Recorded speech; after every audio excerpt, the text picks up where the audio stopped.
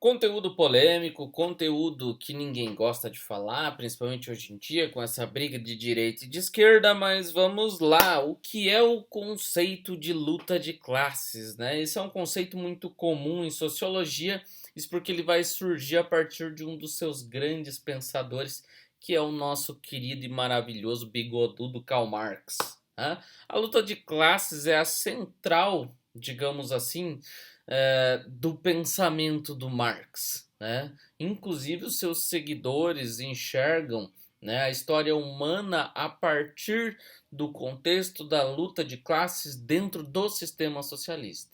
Para o marxismo, esse conceito ele está ligado diretamente às grandes transformações sociais, né, pelas quais a humanidade já passou e inclusive vai passar. Mas quem luta na luta de classes? Para o Karl Marx, a sociedade capitalista ela é dividida em duas grandes classes sociais.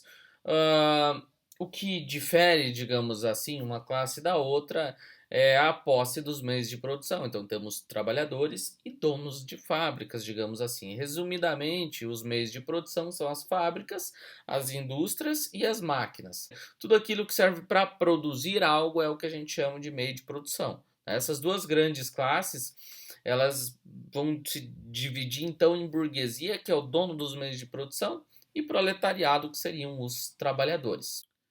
A burguesia é a classe que tem os meios de produção, ou seja, é o dono da fábrica, enquanto que o proletário é o trabalhador, que não possui, digamos assim, muita coisa além da sua prole, né? Ou seja, o cara tem lá a esposa, meia dúzia de filho e a sogra, né?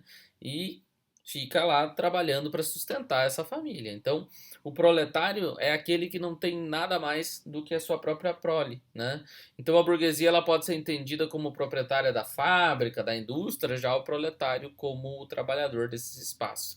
A questão é que a existência de uma classe possuidora e uma classe despossuída, digamos assim, dos meios de produção, gera uma relação desbalanceada, onde a classe que possui os meios de produção consegue dominar aí, digamos assim, a classe que não possui esses meios de produção. Ou seja, o burguês consegue dominar o proletário através da geração de uma necessidade, ou seja, necessidade de consumo, que só pode ser suprido a partir do acúmulo de capital que vai ser conseguido através da venda do seu trabalho para o burguês. Outro ponto importante é a luta de classes, né? Essa luta de classes que não ocorre somente nas sociedades capitalistas, né, onde você tem burguesia e proletariado. Na sua forma, digamos assim, mais famosa, a gente vai ver na frase que diz o seguinte: a história da humanidade é a história de luta de classes. Essa frase ela foi dita pelo Marx e mostra o caráter histórico desse fenômeno. Segundo o próprio Marx, né, a relação entre escravos e proprietários de escravos e senhores feudais e servos também representam uma luta de classe. Então essa luta de classe ela vai se apresentar de diferentes formas em diferentes contextos. O trabalhador de chão de fábrica da primeira revolução industrial não se difere em muita coisa do que o servo lá do período feudal e o seu suzerano, por exemplo. Então, nós temos uma luta de classes que vai perpassar durante os tempos e que ela não vai, digamos assim, se alterar em grande escala. O que muda é só a contextualização em que ela se apresenta. Mas por que luta de classes? Basicamente, a luta de classes ela vai ocorrer por conta de um antagonismo, né? É aquele cara que está aqui embaixo que quer chegar aqui em cima, mas aquele que está aqui em cima não quer deixar que o de baixo suba,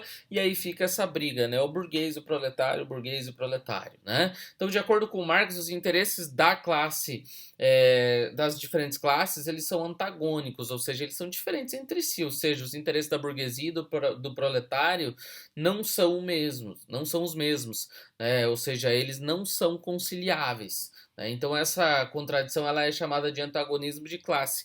É um motivo central da luta de classes, onde cada classe tenta impor constantemente os seus interesses sobre as outras, e isso vai se estendendo ao longo dos anos. Então é aquilo que eu falei, o trabalhador ele sempre quer melhores condições, ele sempre quer um salário melhor, ao mesmo tempo que o burguês quer sempre continuar escalando, escalando, escalando, né, sem que dê muita condição para que aquele que está aqui embaixo consiga subir, né, porque ele não quer que todos cheguem no mesmo nível. Essa é a base do sistema capitalista, né, e aí a gente tem que pensar o seguinte, que apesar de tudo isso, a classe dominante é quem, na maioria das vezes, obtém o maior êxito, né, e essa classe consegue isso, por quê? Porque ela tem a força material, ela pode subjugar as outras classes, né, justamente para impor os seus interesses. Né? Então, para o Marx, a única forma de alterar esse contexto é fazer com que as classes mais baixas elas se juntem, né? Essa classe que é dominada se junte, se une, né? Tenha que se unir para conseguir, através de um processo de revolução, chegar aos níveis que ela quer alcançar, né? Ou seja, trabalhadores de todos os cantos, univos, né? Então ele mais ou menos dá uma ideia de que para os trabalhadores conseguirem chegar e crescerem economicamente dentro de um sistema, eles vão ter que derrubar essa classe que está nos níveis mais altos. A revolução que o Marx sempre pregou é a revolução da luta de classes. Né? Um exemplo clássico é a Revolução Francesa de 1789, ela representou a tomada do poder pela burguesia, né, em contraste com a queda do poder da monarquia e da aristocracia francesa. Então a Revolução Socialista para o Marx ela representa a ascensão do proletariado e a queda da burguesia. Isso porque, para ele, uma revolução tem o poder de alterar a forma como a sociedade se organiza, inclusive incluindo o seu modo de produção. Então é por esse motivo que o Marx entende que a classe ela é uma espécie de motor da história. Né? O confronto entre classes ele tem o poder de alterar as bases sociais, inclusive tem a capacidade de produzir novas formas de sociedade. Nós temos muitas críticas ao conceito de luta de classes. A crítica ao marxismo e as suas formulações são diversas. Né? Historicamente, os principais críticos foram os teóricos liberais, conservadores, inclusive até a própria Igreja Católica. Né? Então, a concepção de sociedade ela pode ser dividida por classes sociais e é um ponto abordado por diferentes críticos do próprio marxismo.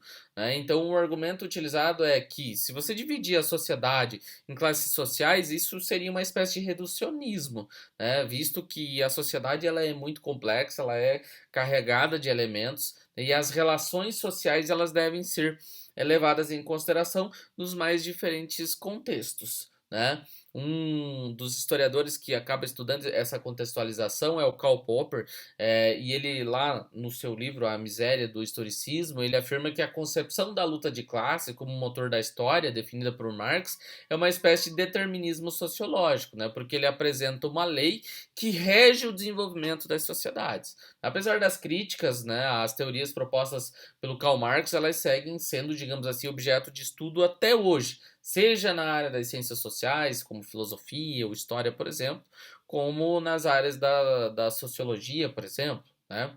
Também é um tema que é constantemente colocado em pauta nos debates políticos e também não fica restrita a ambiente acadêmico. Fora dele também acaba sendo discutida essa questão da luta de classes.